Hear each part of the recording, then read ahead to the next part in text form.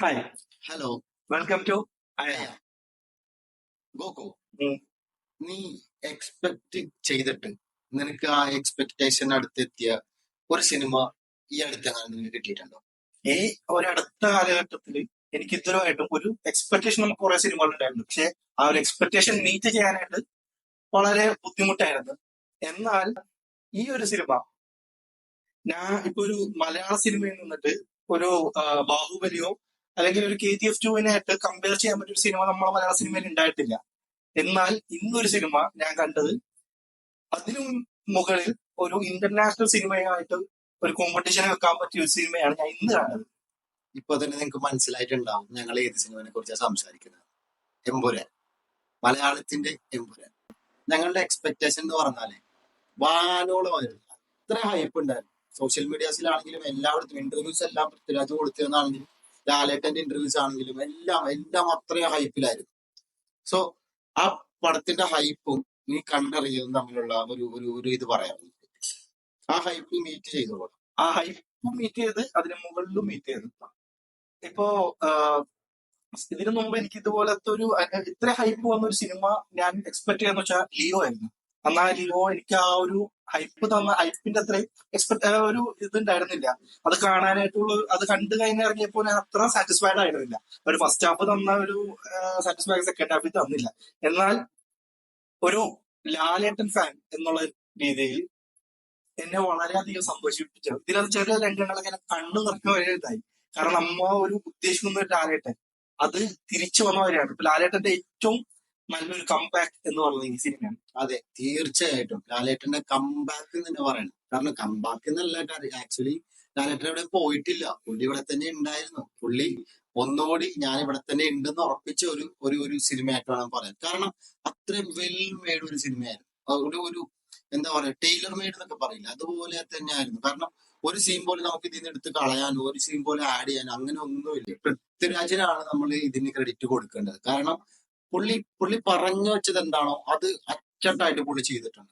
നമുക്ക് വേണ്ടത് എന്താണോ അത് നമുക്ക് ആ സിനിമയിൽ നിന്ന് കിട്ടും. ഒരു ലാലേട്ടൻ ഫാൻ ആണെങ്കിൽ നിങ്ങൾ ഈ സിനിമ മിസ് ചെയ്യരുത്.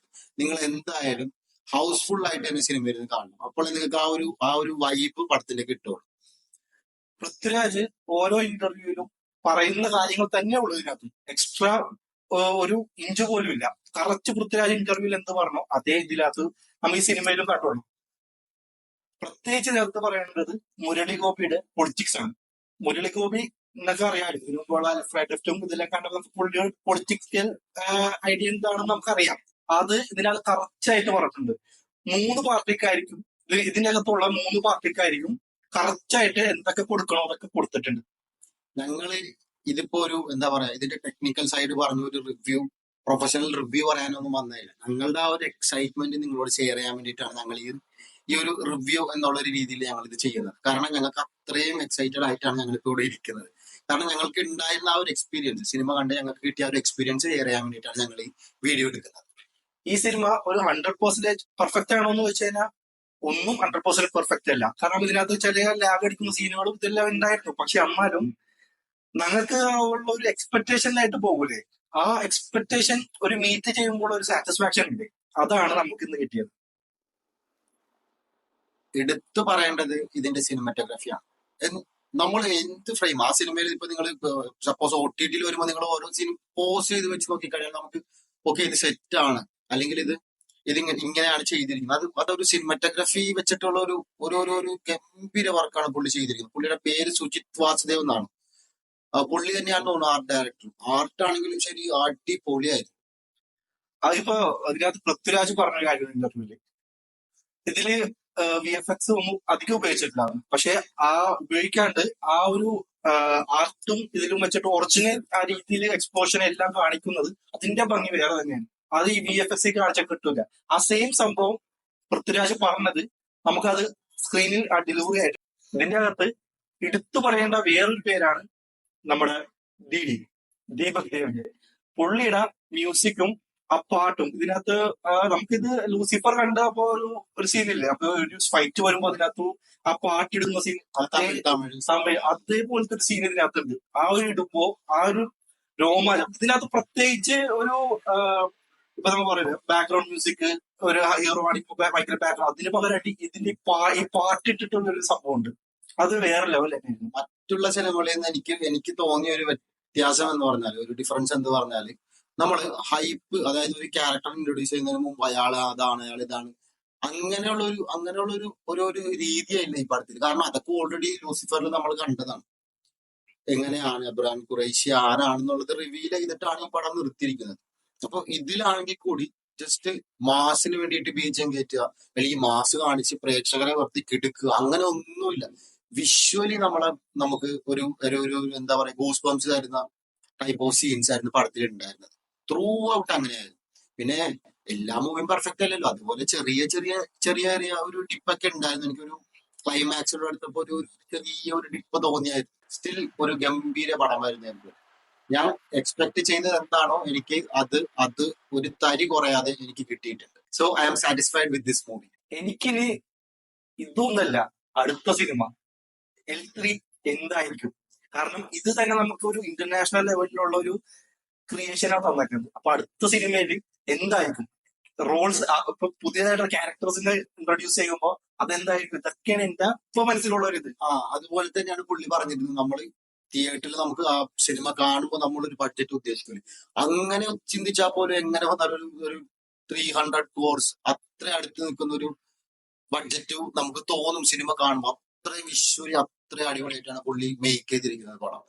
പിന്നെ പൃഥ്വിയുടെ കാര്യം പറയണ്ട, പുള്ളി അഭിനയിച്ചതാണെങ്കിലും അല്ലെങ്കിൽ ഡയറക്ഷൻ ആണെങ്കിലും പുള്ളിയുടെ ജോലി വൃത്തിയായിട്ട് ചെയ്തിട്ടുണ്ട്, നല്ല വൃത്തിക്ക് ചെയ്തിട്ടുണ്ട്.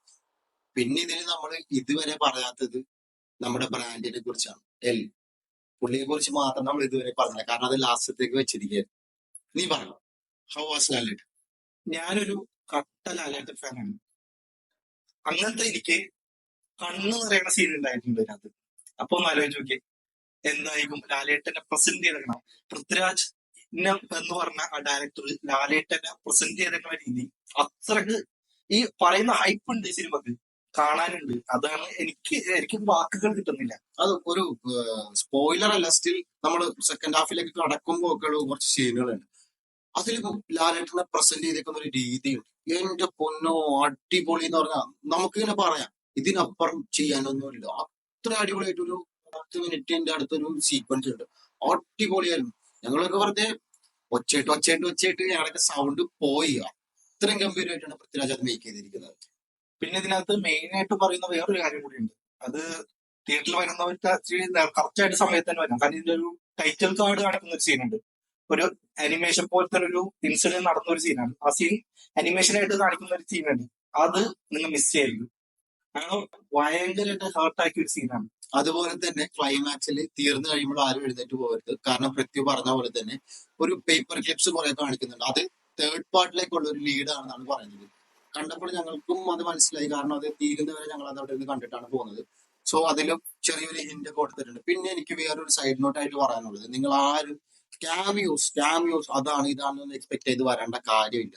നിങ്ങൾ ഈ സിനിമക്ക് വേണ്ടി വരിക. ക്യാമിയോസ് വന്നോട്ടെ പോയിക്കോട്ടെ, അതൊന്നും നമ്മളെ ബോധരേണ്ട ഒരു ആവശ്യമില്ല. കാരണം നമ്മൾ സിനിമക്ക് കയറി കഴിഞ്ഞാൽ സിനിമ തീരുന്നവരെ നമ്മൾ അതിന്റെ ഉള്ളിലായിരിക്കും. അത്രയും ഗംഭീരമായിട്ടാണ് പുള്ളി മേക്ക് ചെയ്തിരിക്കുന്നത്.